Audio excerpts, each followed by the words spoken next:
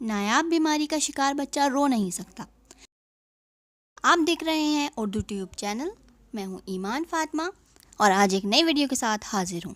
سب سے پہلے تو آپ میرے چینل کو سبسکرائب کر لیں تاکہ میری آئندہ آنے والی تمام نئی ویڈیوز آپ تک پہنچ جائیں، اور سبسکرائب کر کے بیل کے آئیکن پر کلک کریں تاکہ آپ کو ہر نئی ویڈیو کا نوٹیفیکیشن مل جائے۔ ایک 9 سالہ بچہ جو نہ رو سکتا ہے، نہ اسے پسینہ آتا ہے اور اس کے ہاتھ میں صرف 2 انگلیاں ہیں، اسے جینیاتی تبدیلی کے سبب نایاب کیلف ڈس آرڈر ہو گیا ہے۔ یہ بیماری 1 کروڑ لوگوں میں صرف ایک شخص کو متاثر کرتی ہے۔ ایتھن گرنگ کو اس بیماری کی تشخیص اس کی پیدائش کے وقت ہوئی۔ یہ ایک ایسی بیماری ہے جس سے دنیا کے صرف 500 افراد متاثر ہیں۔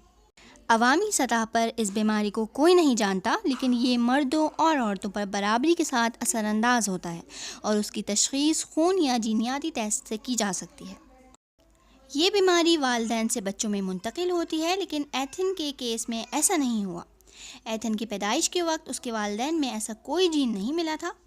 EEC سینڈروم ایک نایاب قسم کا ایکٹوڈرمل ڈسپلیسیا ہے جو جسم کے مختلف حصوں میں دراڑیں ڈال دیتا ہے، جیسا کہ انگلیوں یا پنجوں کا نہ ہونا، کچھ یا مکمل دانتوں کا نہ ہونا، آنسوؤں کے غدود نہ ہونا اور پسینہ نہ آنا۔